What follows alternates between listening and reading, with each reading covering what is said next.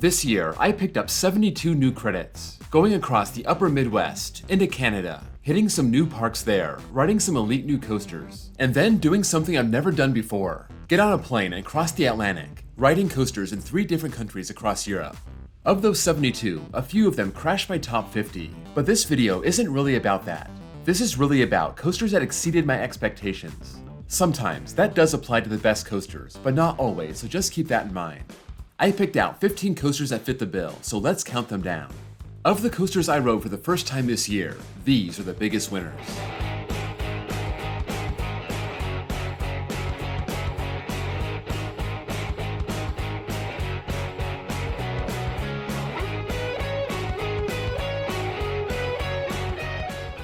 First, some honorable mentions. I mentioned this didn't necessarily apply to the best coasters. Take Wildcat's Revenge for example. That's a coaster in my top 30, and it's a great coaster for its park. But when it comes to RMC hybrids, it's pretty standard for me.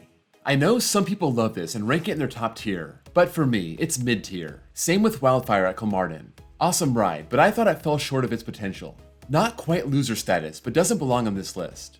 Wildemusen at Groenelund is one of those Gerstlauer bobsleds, and even though I only got one ride before it broke down all day, that was one of the best Wild Mouse style coasters I've ever ridden. Then there's Hurricane at Fun Spot Atlanta. Did this coaster feel like it was gonna fall apart? Kinda, yeah. But that airtime was kinda bonkers. Just brace yourself around those turns. Number 15, Buildfet at Bonbonland. This is the very first Gerstlauer Eurofighter, dating all the way back to 2003, and it was the first ever coaster to go beyond vertical. From my experience with Gerstlauers, I was so sure this was gonna be a rough mess. To my surprise, it was perfectly smooth. I give tons of credit to Bonbonland for keeping this running great, and also to Gerstlauer for a very good layout. There's a bit of a neck slap before the mid-course brake run, but after your first ride, you can easily prepare for that. I would say this was 90% smooth in the front and 100% smooth in the back. Number 14, Thor's Hammer at Jers Summerland. This is the same model as Wildemusen at Groenelund, but this one's better. It's got a great setting, weaving through the trees, diving over water, ending with a helix, and you're hard-pressed to find a smoother ride. It also brings some good intensity. Just like Buildfet, I'm going into these Gerstlauers not knowing what to expect, and for the second straight time, I'm pleasantly surprised. Number 13, Prairie Screamer at Prairie Playland. Is this really a new credit? By my definition, yes. I rode this at Scandia, Ontario in 2018, but I consider relocated coasters new credits. Everyone's got their own definitions, that's mine. Back then, I only got one ride and it was alright, but I had so much fun on it in its new location. Prairie Playland is located inside Trader's Village. It's basically a giant flea market, and if you walk to the back, you run into the amusement park. It's basically a fairground. Prairie Screamer towers over everything. 90 feet tall, all those big drops. It had good airtime, it was very smooth, and I loved it. It may have been like 38 degrees that day, but it was well worth my time. Number 12, Han Cotton at Bonbonland. I've ridden a ton of these Gerstlauer spinners, and I'm always a fan. When I can, I try to get an off-balance ride. Put all your weight on one side of the car and watch the world spin like a centrifuge around you. When we got on this for the second time, 2 on one side, 1 on the other, this took the spinning aspect to the next level. I've had good off-balance rides on the Pandemonium coasters, but there was something about Han Cotton that made it spin more than I've ever seen. I didn't think a Gerstlauer spinner could stand out as something special, but this did. Number 11, Leesburgbahnen at Leesburg. I was always intrigued by this coaster. I'd done some research on it when I was talking about Zero coasters I wanted to ride, but I didn't know if it was actually good. I didn't realize that on my trip to Leesburg, alongside those iconic coasters, Leesburgbahnen would be one that we kept coming back to. It's so long, it uses terrain so well. The first quarter of the ride is truly elite. Then the pacing kinda dies as it hits all those brake runs, but it's got such a good mix of forces, tossing you out of your seat a couple times, but mainly focusing on laterals and positives. This coaster is a legend at its park, and it's earned it. Number 10, Mein Train Ulven at Bakken. When you go to Bakken, you think of Tornado, the Intamin spinning coaster. Everyone in the coaster world knows about that one, but that wasn't even my favorite coaster at the park. It was Mein Train Ulven, an Intamin mine train. I'd never ridden an Intamin mine train, so I didn't know what to expect. I imagine it's a family coaster, and it probably runs smooth, but it's nothing to get excited about. That was wrong.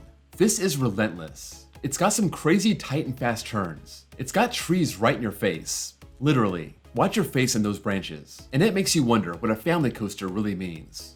From that whippy first drop in the back row, you already know you're in for a good time. Number 9, Mugani at Lost Island. When this new park in Iowa opened in 2022, this wasn't ready to go yet. The park didn't do well in its first year, and a lot of people pointed to Mugani and they said, when that's open, things will turn around. There was a lot of pressure on this relocated intimate accelerator, operating at Leesburg from 2005 to 2016, and I'm happy to say it delivered.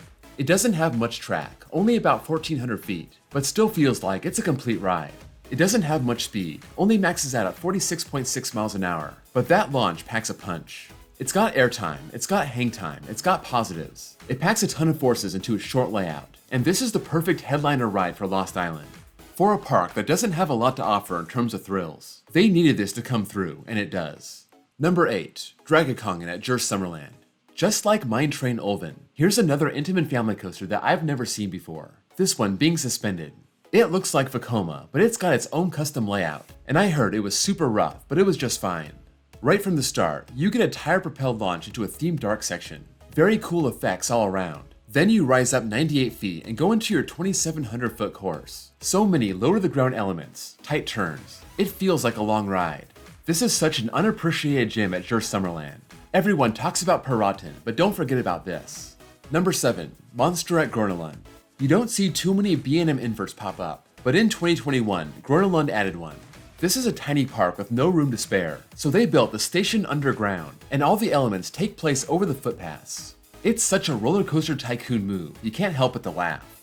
All my favorite inverts are the big ones, so I see 111 feet in height, 2,300 feet in length, 3 inversions. I'm not too hyped, but that setting and layout made for a very interesting ride. It was smooth, it was whippy, it wasn't too intense but still packed a punch. It had a cool airtime moment, and suddenly, at the end of the night, we're marathoning the B&M invert.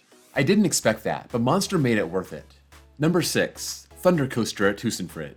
I talked about all those new intimate models I'd never seen. Now, we got a Vekoma wooden coaster.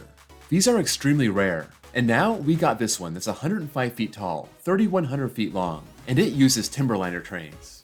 I was interested in this one, but I did not expect it to be a coaster that I would come back and ride over and over again. If you can get past the jackhammer roughness, the layout is so good and it's got so much airtime. I also found this ran better with a wet track, and if you can get a full train, that's a bonus. As long as my head didn't start hurting, I could ride this all day. How much pain are you willing to put up with to enjoy a great coaster? That's the question, and Thunder Coaster puts that to the test. Number 5, Baldur at Leesburg. I was so hyped to ride my second intimate prefab, living with the legendary El Toro for the last 15 years, finally being able to branch out, but I knew the one I was going to ride was the weakest one. I wasn't sure if I was going to love it, or if I was going to find it one-dimensional and forceless. From my very first ride, I could tell this ride was legit, and aside from a couple very slow morning rides, I really enjoyed the airtime. This is one of those coasters you love more and more as you go along. And during exclusive ride time with the coaster crew, otherwise known as ERT, that's where I found the perfect row, row 8. And with a little extra airtime room, I had an absolute riot on this. Avoid the morning rides and you'll love Baldur. Number 4, Storm the Dragon Legend at Tusenfryd. Another coaster I had never seen before. This is a Gerstlauer launch inverted coaster. When you've ridden over 600 coasters, whenever you can find a brand new experience with brand new forces, it's something that stands out. Storm has a multi-pass launch, giving you some good hang time on the backwards launch. Then it flings you into a giant dive loop, and the hang time on that is really insane. Then you dive down and get some RMC level ejector airtime on this hill. And yeah, it's ejector while you're under the track. That's a new one and I loved it. It ends with a dive loop and a reverse sidewinder, and in the back row, those give some good whip. In the front and middle, the airtime hill is a lot stronger. I didn't know if this was going to be a good ride, but I was intrigued. Now I know it's legit and the best ride in the park. Number 3, Dragon Mountain at Marineland. If you're a coaster enthusiast, you've probably heard tales of Marineland and Dragon Mountain. This Canadian park is right next to Niagara Falls, and it's weird. Some may even call it bad. I'm not going to say it's bad, but it's weird. There's no denying that. Their signature ride is probably their drop tower. That stands on top of a hill, and you can see Niagara Falls from the top. But for coaster enthusiasts, there's Dragon Mountain, also known as the steel version of the beast. An aero looper from 1983. 4 inversions, 5,500 feet, and it's a mile from the park entrance. We hiked back there, got 2 rides, and it was worth it. It still runs pretty smooth. The layout in the wilderness is just off the wall. It's such an insanely long ride. It's got tunnels, a volcano. This might be the most interesting ride ever built, and it also has good elements. This park's not cheap to get into, and there isn't much to do for thrill seekers, but Dragon Mountain makes it worth it. That makes it a big winner. Number 2, Helix at Leesburg. Before my trip to Europe, this was ranked number 6 on my hike list. Now, that seems crazy. I haven't always loved Mach Ride's multi-launch coasters, but I thought this one would be good. I figured, if for no other reason, that's setting on the side of a hill. Even then, I knew I probably underrated it, but I didn't know just by how much. This ride has no dead spots. It gets started by dropping right out of the station. It has 2 launches, 7 inversions, ejector moments, a brilliant finale, and that number 6 coaster rose up to the number 1 spot when all was said and done. I thought it was impossible for this to rank higher than Wildfire, but here we are. Helix is brilliant, and it crushed my expectations. Number 1, Air Force One at Fun Spot Atlanta. I talked about Wildcat's Revenge. I talked about Wildfire. Those ended up in the middle of my RMC list, and I think they could have been better. I knew Air Force One had a lot going for it. Good size at 155 feet, good length at 3,400 feet, but until you ride it, you can't really appreciate it. After 17 rides, this landed right at the top of my RMC list, and it cracked my top 10, passing some RMCs that seemed untouchable, like Iron Gwazi and Wicked Cyclone. This was built with so much power, spending so much time high off the ground but keeping its speed, and once it gets low to the ground, forget it, your face is getting ripped off. That finale is so insane. You get so much sharp airtime one after another, and it hits the brake run with so much fury it causes a lot of breakdowns. One day they might fix that and it won't run as crazy, but until then, enjoy it. I didn't think I was gonna ride my number 2 RMC that day, but I gotta pay my respect to those elements, that layout. Also, awesome ops that don't staple, that was a big one.